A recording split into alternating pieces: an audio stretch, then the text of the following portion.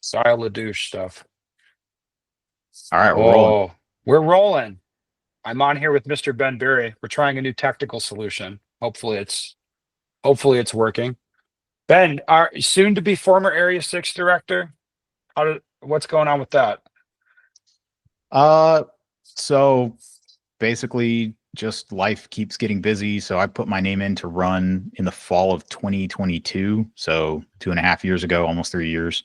And since then, we went from having a 1-year-old to having 2 kids with a third one on the way. So the third one will be here in August. And so, 3 kids. I'm sort of getting slowly involved in more responsibility at work, and it's just one of those things where I I could probably just kind of phone it in and not be as involved, not be as active on all the committees that I've been on, and just kind of phone it in as a board member and write out my term. But I, I wouldn't feel good doing that. So my thought is, if I can't give this the 100% that I want to give it, have a special election, let someone take over. So I'm not just resigning on the spot. I'm going to kind of have a transition period, but sort of gracefully exit and let somebody else kind of step in who hopefully has the bandwidth that I don't anymore. Well, all right, good. So I think, well, you wanted to talk. Let's talk. So about what's going on with the USPSA. I think there's a meeting coming up soon. There's a lot happening. There's a lawsuit happening. I'm sure we'll talk about as much as you would like to talk about. So where should we start? Well, so the meeting just happened earlier today. It was, I think, 10 Okay. minutes long. But it was, yeah, that was one of the things I know that I wanted to kind of talk about and get out there, because I think there's been a lot of misunderstanding about what the goal of that whole situation was with this proposed bylaw change to remove the president position. Okay, yeah. So you guys are reworking the bylaws. Right. Okay. As a big part of that, it was to have a director at large, which was like kind of a board seat. So basically an area director, but without an area to direct, but they could vote on the board. Right. Yeah. Now I never really liked this idea because I like people to vote for a vision, right? Like a direction for the organization, which like to me, voting for a president makes the most sense. I think you guys are annoyed with the employment law situation and Right. issues that has created. So could you speak to that a little bit? Yeah. So there's a few things. One is in a general situation where you have elected directors, if so the area directors don't have prescribed duties. You're supposed to do a bunch of stuff as area director, but if somebody just isn't doing their job, then you can have somebody else do that job. So for example, if someone is the chair of a committee and that committee never meets and they have business items and they never get dealt with, well, you can just nominate someone else and replace them as chairman on that committee. It's not like when you're elected, you are the chair of the X committee, right? So unpaid directors kind of are in this position where if they're not doing their job, they can be replaced. And we ended up kind of doing that with this bylaws amendment that we made in the middle of last year to be able to reassign duties from the president, because there were duties that weren't getting done, in particular nationals match planning. So we kind of had to take that away from the president within the bylaws. We had to give structure within the bylaws to take that away from the president because it wasn't getting done and it was in severe jeopardy of basically failing.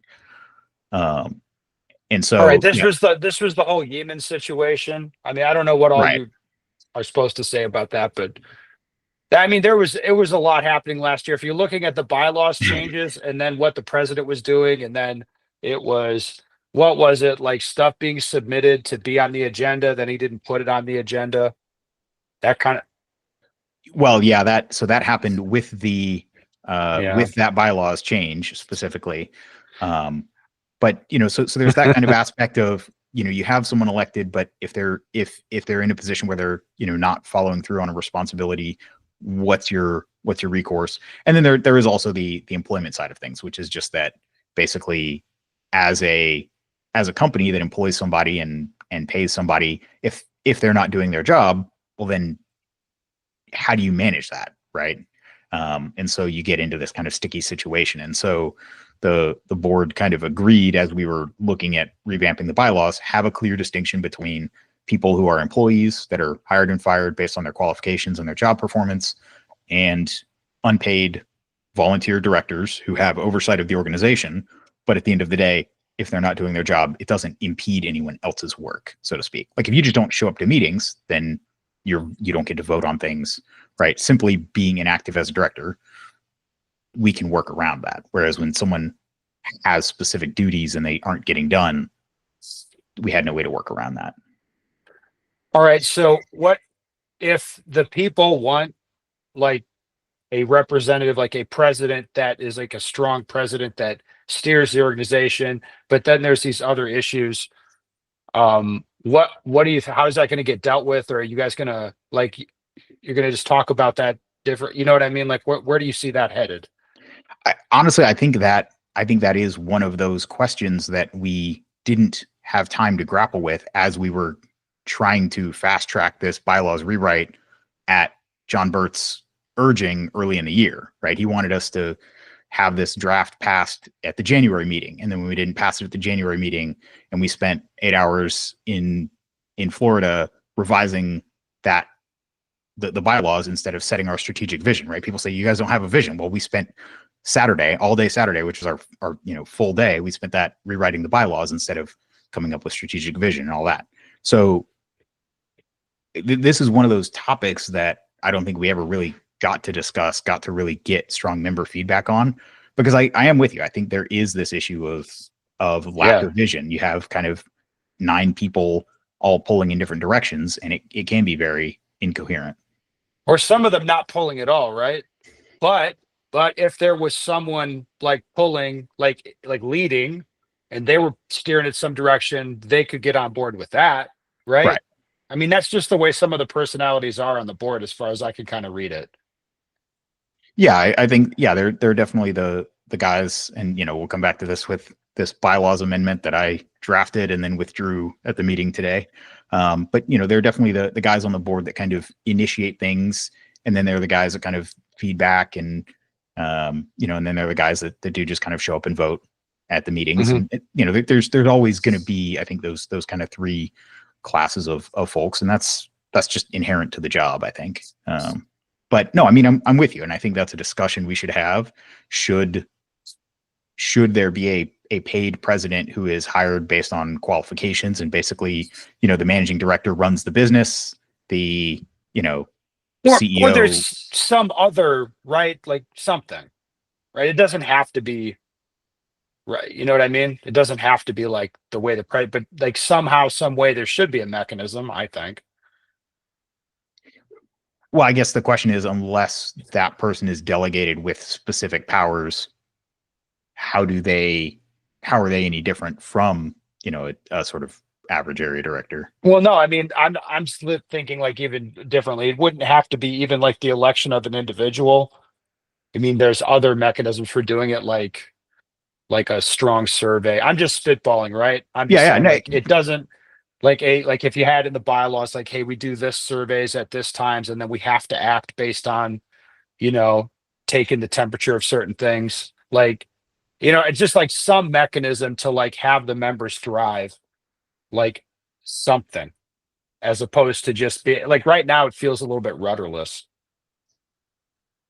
I agree. And I think that is the question, is how do we structure the organization to solve that? I mean, I personally am definitely in favor of taking the area director terms down to 3 years.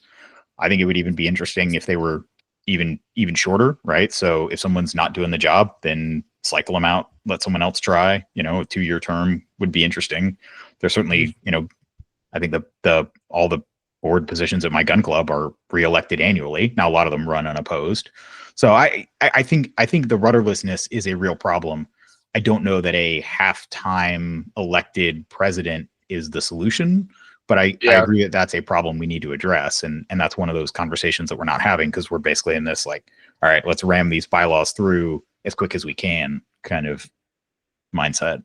Yeah. Is there a specific problem that's happening with the bylaws that you're trying to address? Well, the thing that was driving it was is this fact that at the January meeting, there was a vote taken to go ahead and schedule the election for president, which Yeah. is going to start in 4 days, starts on May 14th. And so that kind of, I think, in part on purpose, kind of set a ticking clock that made us try and push these things through. So that's really been the main driving impetus once John was off the board and, no longer kind of constantly saying we have to adopt them this meeting, this meeting, this meeting. What was your read on that whole situation? I can tell you as an outsider, like John did draft bylaws and sent them to anybody that wanted to read them, including me. And they looked at it and be like, okay, this is really complicated. This would take a long time to go through and discuss, was kind of how, there's a lot of shit there, as well as anyone. And he, like, what he sent to me was like, hey, this is like a disaster. After the January meeting, he thought it was like I don't forget the word, disaster or something like that, calamity maybe, that the board hadn't acted to adopt the new bylaws. It seemed very fast to me. So what I'm saying, we did recently have an issue with the law of unintended consequences taking effect. But people might have forgotten this, where Troy yanked Yemen's RO certification, which then punted Yemen from the presidency. And this looked like an unintended consequence of a previous rushed bylaw rewrite. As you might remember that, when the previous board had rushed to rewrite the bylaws to maintain political power in the face of opposition and change the rules. Right? Yes. All these things, like, that's what happened. Yes, and that's why I think, don't want that again. Right. And yeah, so there was this kind of pressure to rush these things through. And, I was certainly one of the voices saying, okay, like, here's the latest draft. Let's talk about what's in this. Let's put it out for member feedback. Let's get legal review on it. So, notably due to antics, our Delaware council declined to be our Delaware council in December. And then in January, without having John's bylaws reviewed by Delaware council, he wanted them adopted as the bylaws of a Delaware corporation. And one of the elements of pushback was, can we at least get a Delaware lawyer to look at these before we adopt them? And that's where we're at right now, is we have competent Delaware counsel once again, and the current draft is with him, and we're going through that feedback and getting a proper review to make sure we're not missing things. Notably in 2021, they had to change the bylaws to remove proxy voting because at some point Delaware made that not legal in Delaware, but we were still doing it. So we were in violation of Delaware law just because our Delaware attorney didn't tell us, hey, this is no longer compliant. So we're trying to avoid not being Delaware lawyers stumbling our way into doing stuff that isn't allowed. Okay. That makes sense. So John's going to get his way a little bit, even though he's off the board. I think so. The idea of a significant rewrite of the bylaws is something that has been talked about. It was something when we were working with the bylaws committee last year. I think we were trying to kind of baby step it and make incremental changes. But if you have the membership will to kind of rip the Band-Aid off and make lots of changes, then let's do that.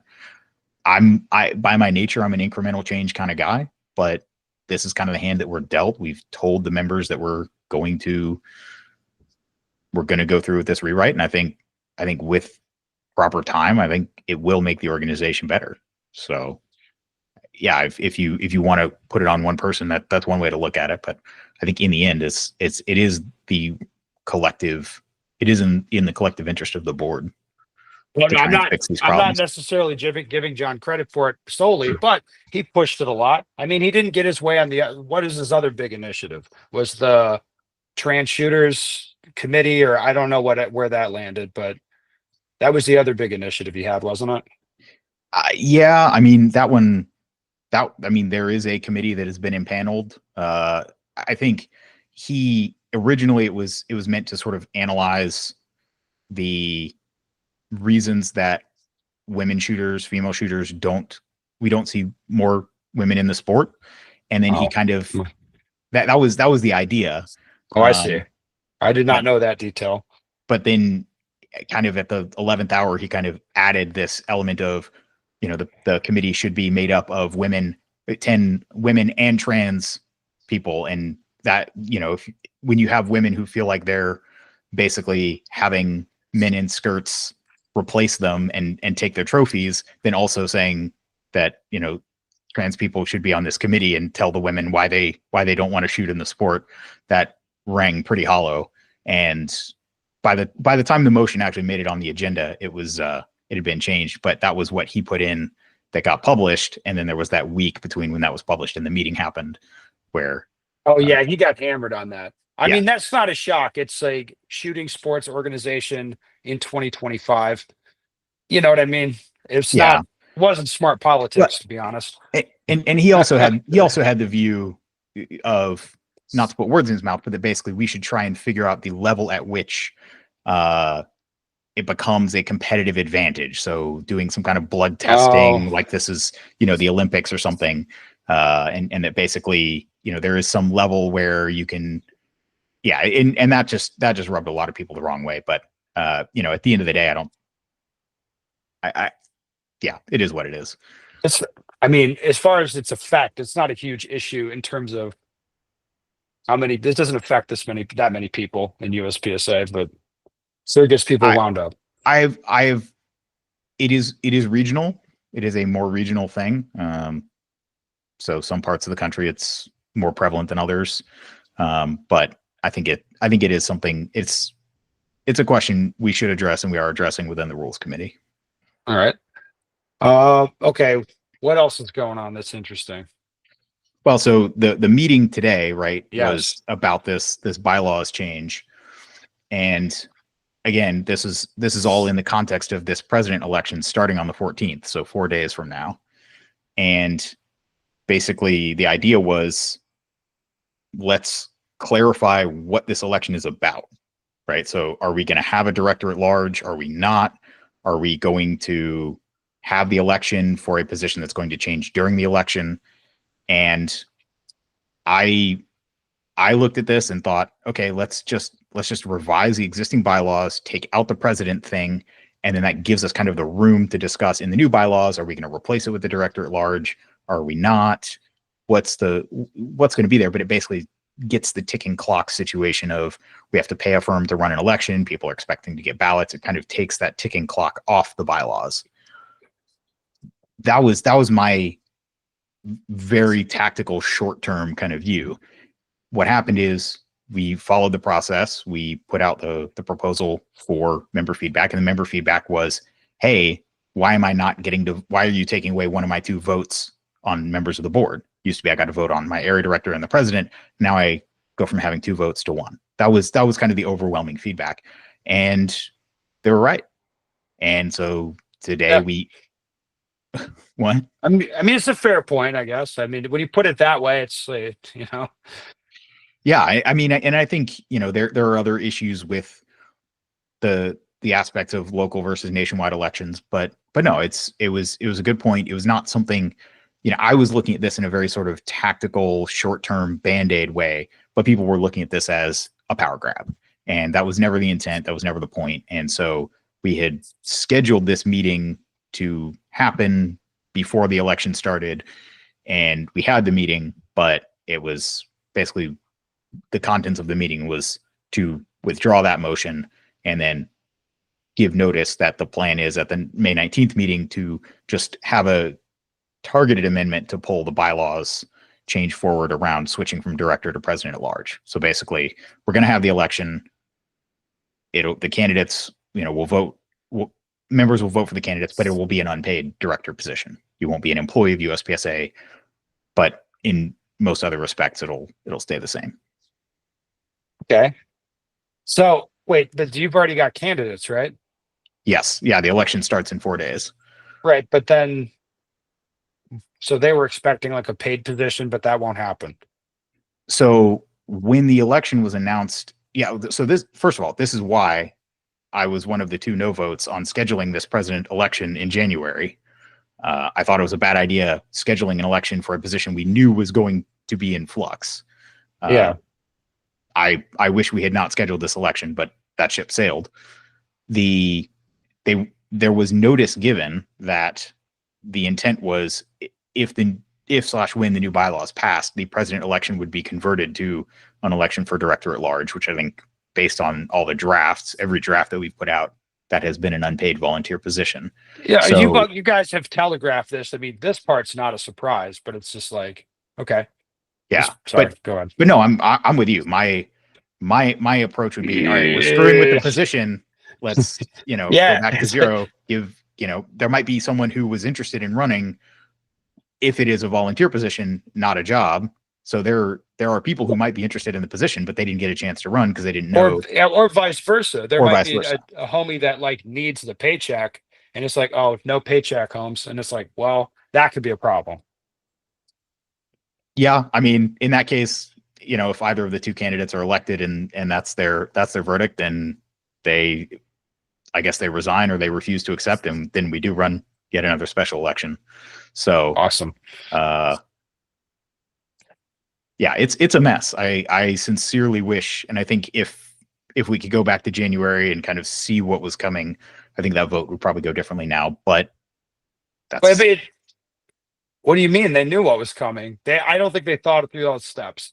well, I think the thought was, yeah, we'll definitely have the new bylaws passed by March or April. Like, yeah, no problem. We've been fanatically focusing on this. We worked on it for a whole day. Yeah, exactly. They're so done. We spent 8 hours editing them and didn't even get to everything else we wanted to change. That's how ready they were. Oh no, it would take, I can't imagine the amount of time it would take to actually go through them line by line and discuss it with a bunch of people, like in detail. I really can't imagine it. I don't envy that, by the way. It was riveting. Yeah, everyone was talking about, oh, we're going to Florida so we can be close to Disney World. We were in a hotel conference room wordsmithing bylaws. It's exactly as fun as it sounds like. Awesome.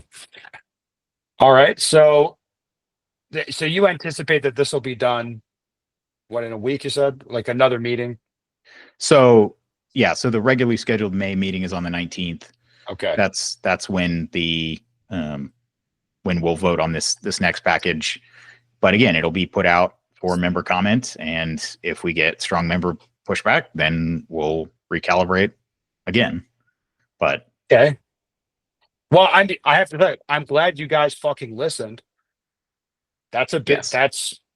That's worth a lot right there. That was the thing, is there was no discussion of, oh, screw these guys, we just got to double down, ram it through. It's like, no, okay, we're getting a strong signal here. Let's recalibrate. Yes. All right. Well, that's a good thing. Let's see. Can you talk about the ongoing lawsuit thing at all? Are you allowed? I mean, so anybody who wants to pay $25, or not $25, 25 cents a page can go to the Skagit County Superior Court and pull the documents themselves and sort of read everything that's public filings in the lawsuit. Yeah. Oh, John sends them out too. Oh, does he? On his email list. Yeah. I get some of those forwarded to me. Sometimes you got to be careful the stuff you forward. Sometimes he'll send drafts, and sometimes he sends the actual stuff he filed. Okay. Yeah. I mean, he's doing some drafts. It's like an open source lawsuit, working on it with people. But yeah, I mean, basically right now it's just a bunch of procedural wrangling. He's trying to make a bunch of kind of procedural motions, trying to get the judge to enter a default judgment, or, saying we're making the wrong kind of filing at the wrong time, and all that. So, right now it's working its way through, and he's continuing to file motions and whatnot, and we're continuing to respond. So what are the actual like live issues being decided? I mean, John wants the corporation to be dissolved because it is irredeemably broken. But then he also says he'll drop the lawsuit if we reinstate him and Scott Arnberg and adopt the bylaws from March, which again, no Delaware lawyer saw, it seems weird to me that you would demand that exact version, but I guess, he anyway. And then, his other demands are that we keep minutes of meetings, which we do anyway. So basically he wants to be put back on the board, and he'll drop the lawsuit if we do that. But at this point, it's just there. Yeah, that just reminds me. There's another weird thing. So he got kicked off the board, which I don't know that you'll say it, but I understand you guys would be saying because he's like kind of like you'd say he's an asshole, but not that you'd say that, but it would be like I mean, whatever. I've talked about it a little bit online, but he's pretty aggressive, like and there was discussions. I understand that. I mean, in the minutes we listed a number of bases for the action for that. Right. What's up with the I saw the thing in the minutes, okay. But what's up with the voting on the recall? Like, how does that work? So it is a method of registering the membership's agreement or disagreement with that decision. So it doesn't I mean, he's off the board either way. Is what I'm understanding, or no? I mean, if the recall comes back and the members don't want him removed, then we would have to look at what we're doing, what our options are. There's a reason that we haven't scheduled an Area 2 special election to replace him. Okay, so was it like, how did that happen? Like, how does that work? Like, I thought he was just kicked off. This is what our Delaware Council advised us to do. Is to do the election. I mean, it's better to have people vote on it, I guess, but I mean, you could see it. See, it was pretty. It's like, well, what the fuck's going on? Like, I don't understand. Thought he was gone. Okay, yep. You think it's weird too. All right, I'm picking it up. Despite what John says, we do actually listen to our lawyers when they give us clear recommendations and instructions like this. All right. Yeah, I mean, John's like been a pretty big critic, but I mean, right now the lawsuit thing is like, it's interesting. It's like, I don't know what's going to happen. I don't think he really thinks the corporation is going to get dissolved. He said as much. I talked to him on YouTube, and he's like, I don't think they're going to do that. They might do something else. I'm not sure what they would do though. I don't know how it all works. Like for now, I guess we'll do the procedural nonsense and get to the whatever the issues are, the heart of it. Maybe. Yeah, I mean, early on he said this is a purely administrative hearing. There'll be no discovery. And then he's also sent out saying, "Oh, here's my discovery plan. Here's all the things I want to get discovery on." So it seems like it got a lot bigger. It went from suing, like it seemed like this big, and then it was like, I mean, there was the solicitations one out, and basically I'm suing them for everything over the last 6 years is pretty much what it looks like. Yeah, I mean, you can piece it together as best you can from his filings. All right. Good. Is there anything else to be discussed or anything else you wanted to talk about? Well, you wanted to talk about the code of conduct thing. Yes, the code of conduct. That's right. Tell me about the code of conduct, because I think I was pretty clear. I put up a video talking about them. Like, it's pretty weird. Like, they don't have the moral authority to do this, for one thing. It's like, it just, to me, like putting out a code of conduct now, especially with a couple of the wankers that have worked for the organization, like it's just, yeah, I mean, you know how that looks. It just almost like shines the light on how awful like some of the stuff that the like USPSA people have done, right? And sure. So you know what I mean? Yeah, well, and kind of like, you just can't be fucking serious, guys. Well, I mean, so that is, I mean, the idea is the code of conduct is something that will apply to every USPSA member and participant at matches. I mean, fundamentally, not to bring this back around, but it was Bring it around. the idea Let's do that the it. code of conduct was defined in the bylaws as John wrote them is kind of necessitated writing one. We could yank it out of the draft bylaws if people feel like it is of negative value, and just continue with the current policy of the board can ban or suspend people for basically whatever they can get a majority vote on. To me, the response to the code of conduct, which, well, we'll come back to what it says, but the idea that if we add a code of conduct, then people can be kicked out for critical speech on the internet is a bit strange, because the old board kicked you out for saying mean stuff on the internet, and they didn't need a code of conduct to do it.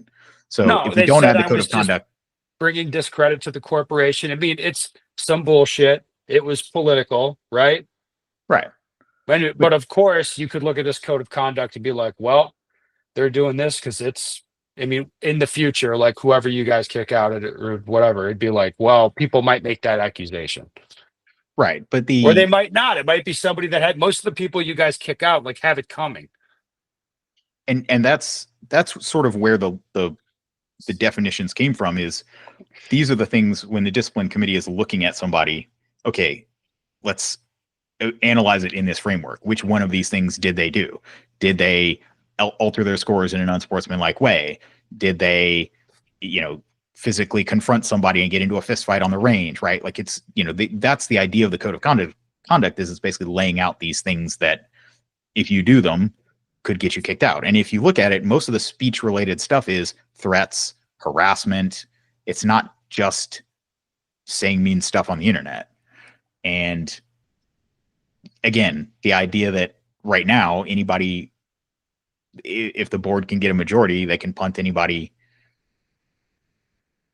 that a majority of the board dislikes. It's not like not having the code of conduct is great protection for the internet critics. Right now, the protection for the internet critics is the board isn't thin-skinned, and we're not actually interested in going after people just for saying stuff on the internet. And so that's why it's not happening. Yeah, I mean, I'm sure with or without the code of conduct, a future hypothetical board that was vindictive and petty would still find a reason to kick someone out. well, I mean, yeah, they did kind of manufacture the fabricate evidence. it. Yeah, they're just like, oh, well, look, this guy's, I know this very well. It'll be like, this guy's doing the stuff. And then you might be like, well, what stuff? And there'll be no public statement, no reply to anything I said. They won't even say anything. They could do that. If it was a vindictive and petty board, of course. We've had that. So yes. All right. Man, I have to tell you, this is a good time to be like, I fucking hate the structure of the bylaws as it comes to discipline, the proposed bylaws, where it like create a code of conduct, which, like, just to put it bluntly, it sounds gay at this point, and then like put it underneath Troy's responsibilities to enforce that. It's like, this is, well, now it's retarded too, right? Now it's, you know what I mean? Yeah, I mean, I would have to check. I know there was an earlier revision of the bylaws that included that. I genuinely think the direction that we're going with having it be a committee of members, basically policing other members, is absolutely the way to go. That sounds better. In fact, at one point there was a discussion about should we have an employee on the discipline committee to help us with pulling data on members. And we actually said, no, we want the employees to be seen as kind of neutral. If they just provide information, but they're not involved with the investigation. They're not involved with the discussions, because ultimately we want them to feel like they can just do their jobs and not be political, so to speak. So yeah, I think if that isn't the way that it is in the current draft, I would be with you. I don't think employees should be in charge of that. And I'll just say in general, I think everything that is everything in the bylaws that could use improving. I think whether that's the rules committee. I mean, we've seen great things out of the classification committee the last few months. I'd be curious your thoughts on that. But the power of the committees to actually give members a place to contribute and have a positive impact, right? If you have some rule that you have an issue with, take it to the rules committee, which is now member led in a change of policy from the way it has been in the past. And I think we actually have the opportunity to make positive changes, whether it's through discipline, rules, bylaws, classification committee. All of these are places where if people want to get involved, we're always looking for more volunteers. And so there's definitely room, right? Anybody, you know, I get messages from people saying, "Oh, have you looked into this guy's record?" And in the back of my mind, I kind of want to ask, well, since you're so good at digging into this, you want to join the committee? We could use more help, because there's, you know, we get these emails if someone sends us a couple practice score links, and if you want to dig into that, it's, you know, okay, let me open a case, let me dig into it, start trying to piece the puzzle together. The more people we have, the more eyes we can get on something, the more efficient we can be. So, yeah, if you want to help with that, by all means, email area6@uspsa.org. We would be happy to have the help. Yeah, I mean, I like to help you guys by, like, if there's like a Matt Little situation, I can just drag them online. Like, that's what I like to do. And I don't expect you to say anything. I'm just telling you, I feel like I'm helping sometimes. All right. Yeah, the classification thing, we should talk about that. I think that I mean, and I don't know all the details, but the broad strokes, I think the classification guys recognized, like, there's like inherent issue in the system is shout out classifiers and kind of this hero or zero type of incentivization that's happened, and they're at least trying to go a different direction. We're going to have this everything count. We're going to lower some of the high hit factors, which, I mean, it makes sense, like, especially from where I sit in terms of skill set. Like, I could look at some of the classifiers and be like, I could shoot this 100% score, but I would have to break rules to do it. And it's like, I would not do that. You know what I mean? Not like safety rules, but it's like shooting rules. Like, I would I would do that chasing that score for an Instagram run, or if I didn't care. But it's like, I just wouldn't shoot that way at nationals. Like, I wouldn't do that. Like, Yes. what it would take for me to get this score, that is 100%. So I'm like, I just know that, and there's a lot of classifiers like that. And it's a function of, right, all this data's out there on the internet. Guys are chasing all these scores, obviously, and they can set this stuff up at their club matches and kind of work on it. And, you know, just the way it is, there's going to be different results that come out of club matches than there are at big matches. Sure. So, and that's one of the yeah. things I appreciate about what they did in terms of coming up with a statistical method to get to derive a reliable high hit factor in a way that sets aside all of the really wacko, you know, you obviously set this up wrong or didn't pick up the last Right. 3 shots. And it's not even just the wacko scores. Like, everybody shoots better at their own club than they do at big matches. You know, it's just the way Sure, it but is. nobody sets It's up just, classifiers in big matches. yeah, they do. There's a lot of times there's many times the classifiers were set up for the first time at nationals Well, oh yeah, and yeah. And shot that, there and then made stages. And then well, yeah, I mean, so yes. it's like, yeah, so it's like, I thought you were talking about it's, like area matches and section. Yeah. yeah, Yeah. I And mean, that's it's the just an thing is, interesting thing. and that was the, I think, an issue was, yeah, this idea of, okay, let's set up the classifiers at nationals, and then those will kind of be our gold standard, versus I think that the current policy of, all right, we'll put these out, we'll let people put in scores in a provisional period, and then once we have enough data, we can set a high hit factor and then retroactively go back and set, Yeah, give that people, makes way more sense. totally agree. And just, you know, the idea of having a group of guys that are all kind of coordinating, bringing different skills, different aspects. You know, you've got the guys who have more of a stage design mind. You've got the guys who have more of a statistical analysis mind. And I think, I mean, without a doubt, what Alex Acosta has been doing, leading that, and the guys on the classification committee are definitely the best thing going in USPSA right now. They are driving positive change every single month. Right. I mean, they're into it. And at the same time, like I said, I think they understand the core problems, and they're just trying to, like, you know, massage it a little bit, you know, and Yeah. get it to, so that seems positive to me.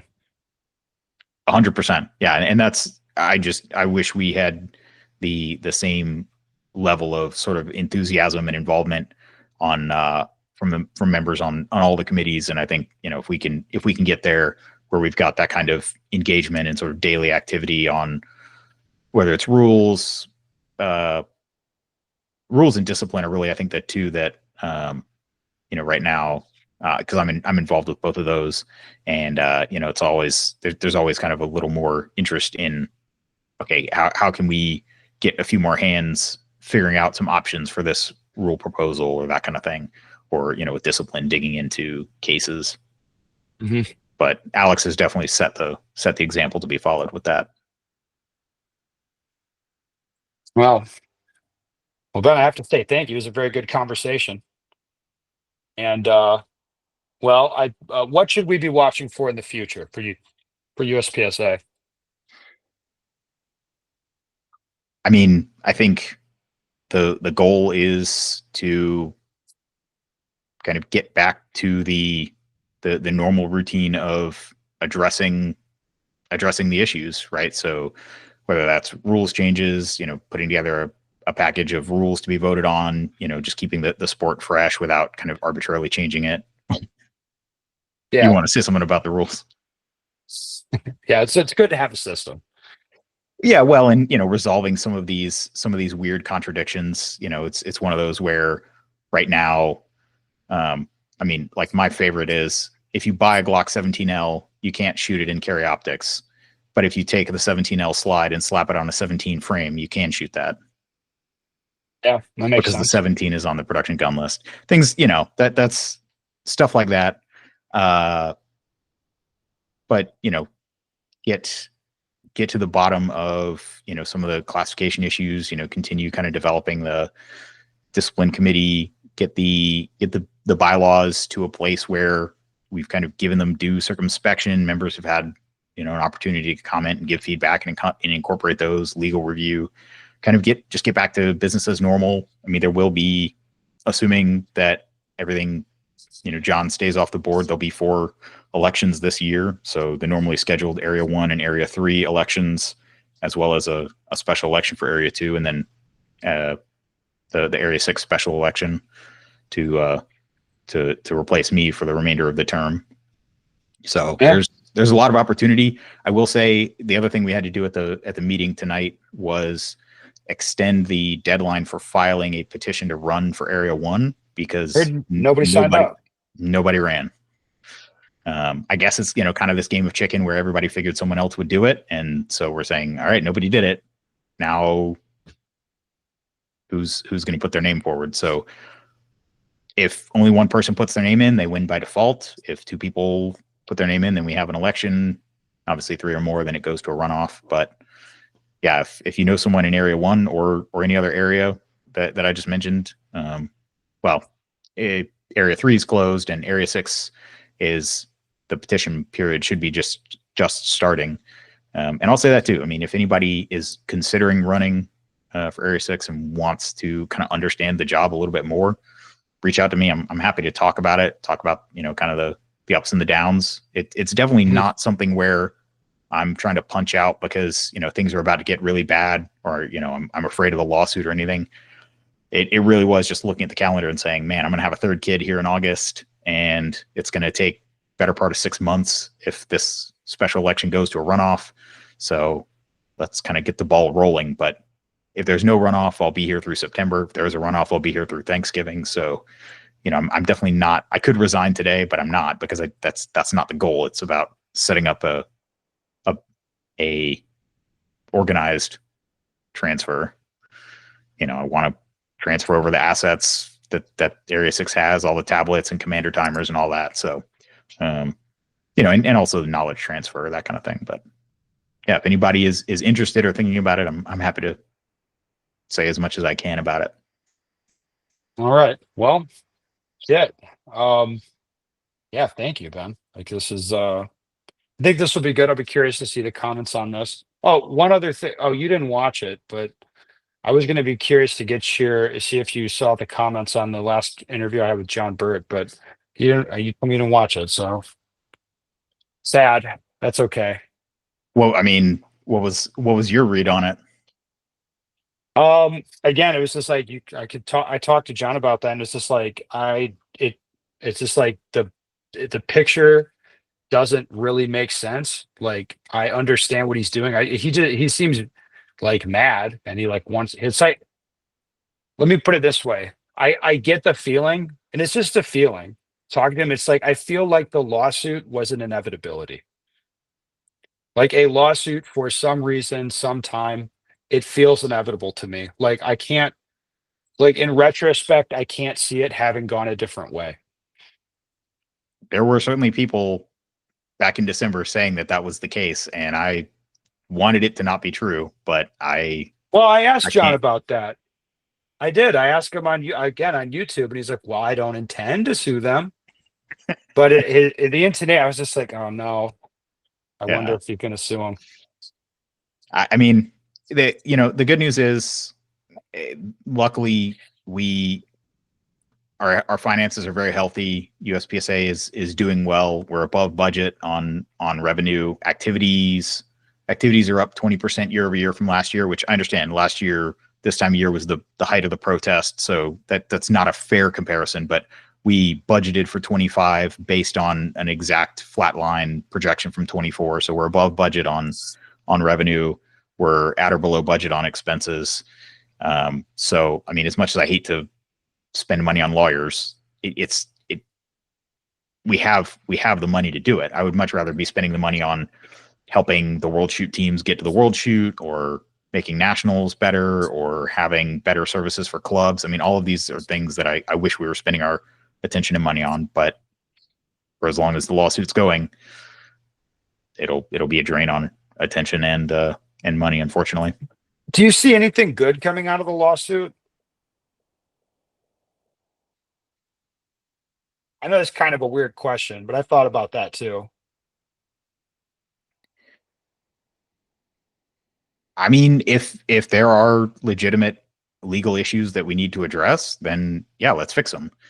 But I, to me, the idea that the corporation is so irredeemably broken that the only fix is just to shut it down and give the assets to the Washington Secretary of State or whatever, which is what he was talking about when the lawsuit was Mhm. filed. I understand the story's kind of changed now, but that to me that just makes no sense. The idea that I just don't believe that anything is that far gone. Yeah. Well, I mean, if you thought it was irredeemably broken, you wouldn't be on the board. Or you Oh, wouldn't for have sure. run. Yeah. Yeah, So and it's like, honest, yeah, and clearly you don't think that, right? no, I think there is more opportunity than ever, especially for the folks that are coming into the board. Um, if you have the inclination and the interest and the bandwidth to put proposals together, build consensus around them, like the board as it stands is a good group of guys that are all trying to make things better. When you make a good case, it's pretty easy to get something passed. And so there's more opportunity than ever. If things were different, I absolutely wish and would love to finish out the term. But again, I have to put family and work first. Um, Even though I do see a huge amount of opportunity to keep making things better, and I want to stay involved in particular on the rules committee. I think there's a lot of opportunity there, and I'd be happy to be involved, and I plan to be involved there. Yeah. So Well, good. All right, Ben, I got to go to dinner. It's late sounds for good. you, isn't it? It's like Yeah, 10:30. Get some yeah, sleep, man. yeah. We'll do. All right. Thanks. Thank you, sir.